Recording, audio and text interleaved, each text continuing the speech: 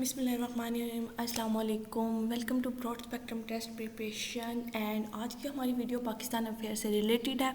ठीक है, तो ऐसा किया है कि पाकिस्तान अफेयर्स जो है ना वो इनको हमने डिफरेंट सेक्शन में डिवाइड कर लिया है।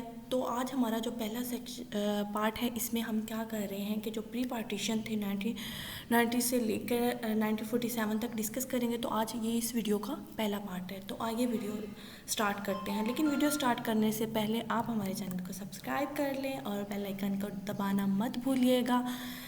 चलें आइए वीडियो को स्टार्ट करते हैं।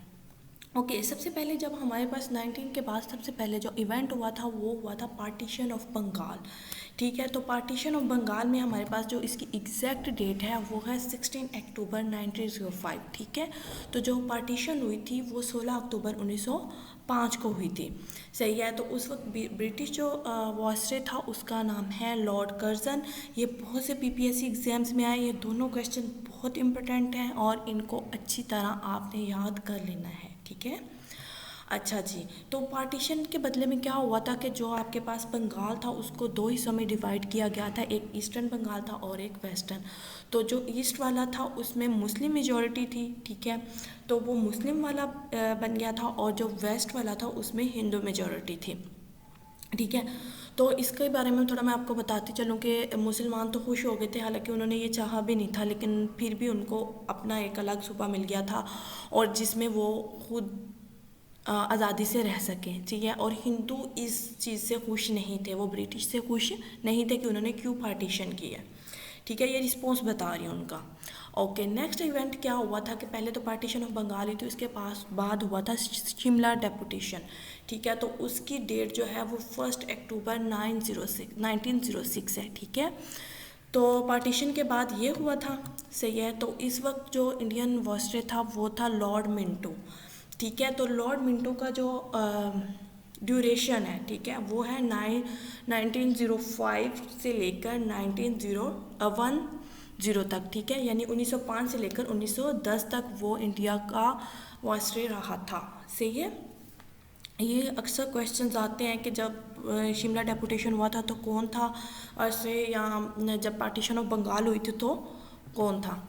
ओके, तो जो हमारे मुस्लिम की तरफ से इसमें रिप्रेजेंटेटिव था तो वो थे सर आगा खान। ठीक है, और जो कमीशन के मेंबर थे तो वो बुक में 34 to 36 लिखा है, लेकिन अक्सर एमसीक्यूज आता है तो एग्जैक्ट आंसर वो मतलब फिगर्स दिए होते हैं तो उसमें 35 आएगा। ठीक है, वैसे बुक में जो मैंने पढ़ा है उसमें 35 to 36 है, लेकिन अगर ऑप्शन आते हैं तो ऑप्शन में 35 और 36 नहीं लिखा होता, 34 और 36 नहीं लिखा होता, 35 लिखा होता, तो आपने 35 को टिक करना है। तो शिमला डेपुटेशन का मकसद क्या था, पर्पस क्या था, वो आपको पता ही है। उसका मकसद था सेपरेट इलेक्टोरेट, मतलब मुसलमानों ने डिमांड की थी कि हमारे जो इलेक्शन है, जो हमारा हमें अलग एक सीट्स फिक्स की जाएँ कि जिनके ऊपर सिर्फ मुसलमान ही कैंडिडेट्स जो है ना वो कम्पीट करेंगे। सही है, हिंदूज़ वहाँ पे नहीं होंगे। ठीक है, इसके बाद जब शिमला डेपुटेशन हुआ तो उसके नतीजे में क्या हुआ कि आपके पास मुस्लिम लीग बनी। ठीक है, जो ऑल इंडिया मुस्लिम लीग जो मुसलमानों की वाहिद जमात थी उस वक्त से, या कांग्रेस के बाद, कांग्रेस तो हिंदुओं की थी ना, बाद में रियलाइज़ हुआ था, तो मुस्लिम लीग जो थी वो मुसलमानों की थी। और इसकी डेट क्या है कि दिसंबर में ये बनी थी 1906 में। ये क्वेश्चन अक्सर आया है। ठीक है, मैं ये वाले क्वेश्चन इसलिए इंक्लूड कर रही हूँ कि ये पीपीएससी में आए हुए हैं। ठीक है, इसके बाद है कि जो मुस्लिम लीग का नाम किसने सजेस्ट किया था, तो ये है मियाँ मोहम्मद शाफ़ी। एक और बुक पे पढ़ा था उसमें लिखा हुआ था मियाँ मोहम्मद सुल्तान। ठीक है, मोहम्मद सुल्तान आगा ख़ान, लेकिन मैंने और मतलब वेरीफाई किया है उसमें है मियाँ मोहम्मद शाफ़ी, लेकिन इसके बावजूद भी आप लोग भी इसको ज़रूर देखिएगा एक दफ़ा। ठीक है, आगे है कि मुसलमानों की तरफ से कौन रिप्रेजेंटेड था, कि जो मुस्लिम लीग की फॉर्मेशन के लिए जो ब्रिटिश वायसराय के पास गए थे तो उस वक्त मुसलमानों की तरफ से कौन रिप्रेजेंटेटिव था, तो वो थे नवाब सलीमुल्लाह खान। ठीक है, और all India Muslim league form कहाँ हुई थी, मतलब कहाँ पे बनी थी, उसकी बुनियाद कहाँ पे हुई थी, ढाका में। सही है, अच्छा एक और बात याद बता दूँ आपको यहाँ पे, जो मुस्लिम लीग का जो फर्स्ट लीडर था मतलब हेड था वो था सर आगा खान। ठीक है, ओके, अब मुस्लिम लीग तो बन गई। इसके बाद इसका फर्स्ट एनुअल सेशन जो था वो कहाँ पे हुआ था? तो मुस्लिम लीग का जो फर्स्ट एनुअल सेशन हुआ था कराची में हुआ था और 1907 में हुआ था, ठीक है।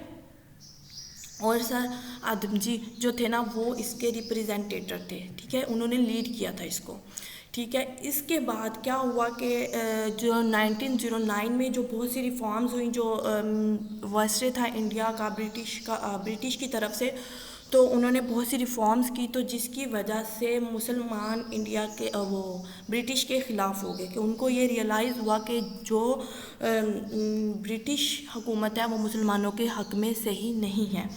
तो इसलिए क्या हुआ कि इन्होंने क्या किया कि जो मुस्लिम लीग का ऑफिस था ना पहले अलीगढ़ में बना था ना, तो उन्होंने 1913 में इसको शिफ्ट कर लिया था लखनऊ में, सही है।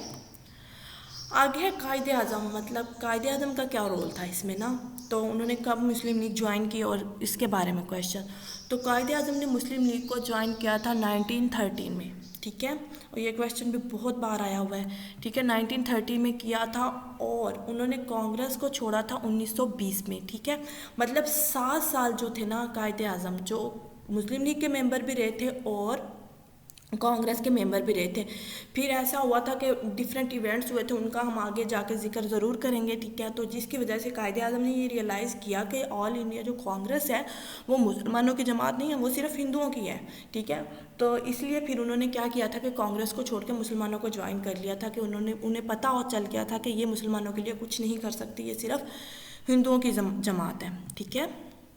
आगे है लखनऊ पैक्ट हुआ था, तो इसकी जो डेट है वो लखनऊ पैक्ट हमारा 1916 को हुआ था, ठीक है।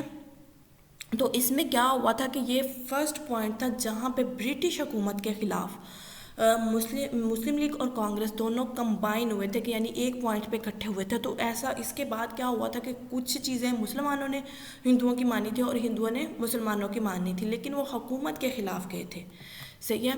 तो इस वक्त जो वायसराय था इंडिया का वो था लॉर्ड चैमफोर्ड, ठीक है, और इसकी ड्यूरेशन जो है वो 1916 से लेकर 1920 तक है, ठीक है।